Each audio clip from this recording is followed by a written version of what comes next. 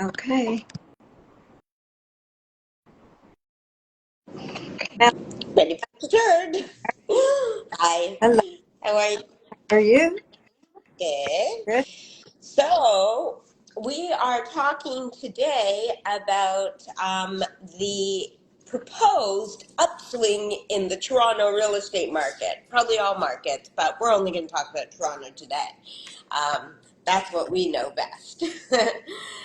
So, Cheryl and I thought maybe it would be for those people who have been sitting on the fence, because there have been a lot of you, and we know that from our simple supply and demand, which does continue to affect the numbers in a positive way in some ways, and in some ways not so great because there's lack of product and the buyers are not so interested, shall we I, say.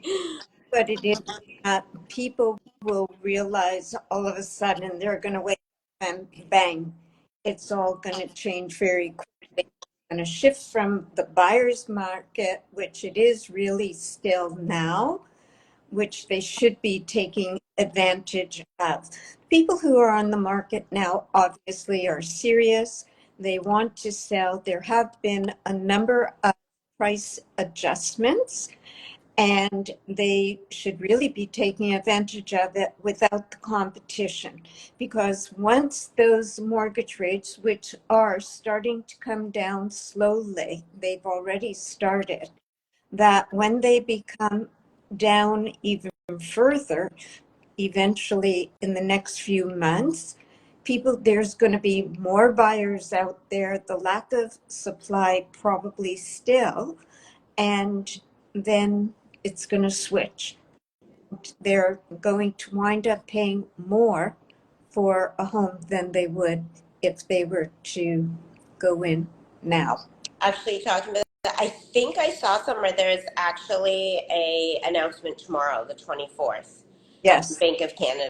So watch out for that. That's one thing. And in light of what Cheryl was just mentioning, this past weekend I was working on an offer, and once it firms up, I'll tell the full story. But the fact of the matter is that. It's a condo, and I sold a very similar unit. We sold a very similar unit about 2 years ago, and the difference in the price and the fact that I've been working with this particular buyer for a while, and it's like now is the time, even though we've done some other offers and that was the time and those were great places. Everything happens for a reason, as we say, and hopefully this one will firm up by the weekend or Monday, and the numbers are definitely lower. They just are. So it's a good time to buy. There was no competition. We didn't have any other offers. Was the So, unit not off the market? Like, well, they brought it back on Monday, which is actually when we started negotiating. So, or yeah, sorry, we did the negotiation. Well, we started talking to them. So yes, I did reach out to an agent because we had seen it and then it was taken off the market. So, but it was actively on the market for a few, like, when we started all this. So, the fact of the matter is that you have to act. You should be acting now. Actually, like as we said, put the ink on the paper, because the minute you do, you also have to remember the mentality of buyers. They will come when they see ink on the paper. When they find out that there's somebody else wants that unit, they want it more. So that's what we foresee happening in our spring market, which by the way does start in mid-February. It doesn't actually start in April or May or when you think you should show your pool, because that's when they want to get into the house, not just buy it. but I think that going from a seller's point of view, that if you feel you want to wait, because it's too cold, the weather's not great, you don't want people tramping through your property in this kind of cold weather, then start organizing, getting prepared. Do a little bit each day. If you need any hints on how to start organizing, reach out to us. We can give you a plan and it will help you to get organized. And another thing you might want to do at this point too while getting ready is to call in a home inspector, which we can also help with names and referrals for you for that, because it's important to know what is going on in your home. And we know that a lot of clients that we work with, if you've been in the house for a long time, it's a really good thing. Sometimes you think you're managing your house, you're keeping it up to date. Maybe you are aesthetically, but what's going on behind the walls, in the floors, I don't know, in the ceilings, just you do want to know so that you can take care of that now. It's like, in the meantime, basically, this is your period of time to take care of And things. just do it room by room, a little bit at a time when you have the time, but make yourself a plan so your goal will be reached by the time you want to put it on the market. And like I say, if you need help, we're happy to come in, help you go through with you. Everybody watches so many, what is So it?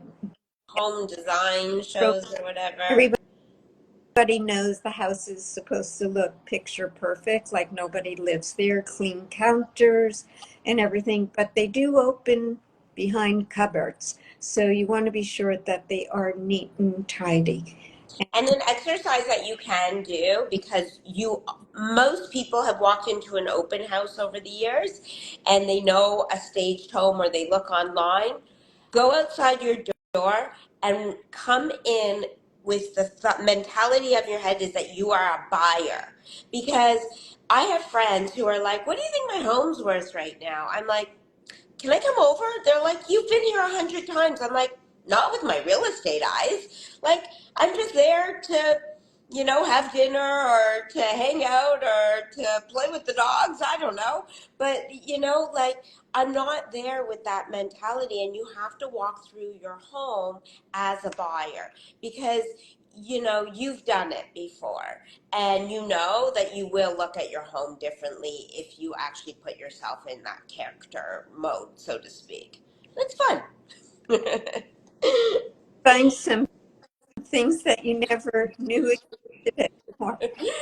As I say, it's like driving down Young Street. You always notice something different. So, yes, definitely look at your home with the eyes of a buyer. Definitely consider the possibility of bringing a home inspector in. And as Cheryl said, room by room, schedule yourself, put in your calendar, and if it's only an hour a day, it'll be a lot easier when you get closer to.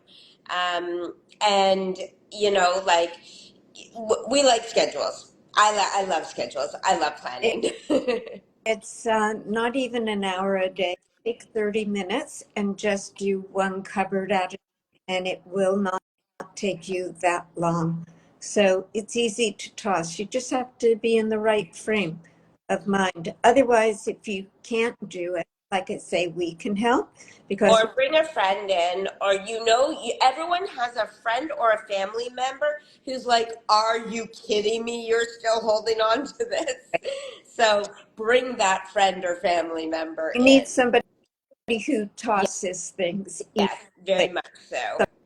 Somebody like that, I'm quite sure, a friend or family member. So it can work to your advantage. But going back to the shift in the market, that I think you have to, it'll be interesting to hear what the banks say tomorrow. But if we're correct, I think it will be going down or it'll hold. It's not going to go up anymore. It's going direction. it is going down, but the variable rate will remain higher, they're anticipating, as opposed to the fixed rate. The fixed rate is what's going to be going down.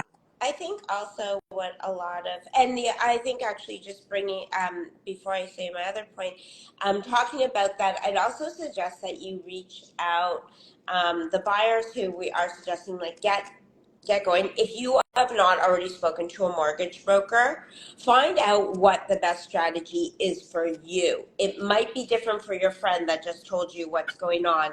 Everybody's life is different. And their situation's different. So be sure you speak to somebody and get the right strategy.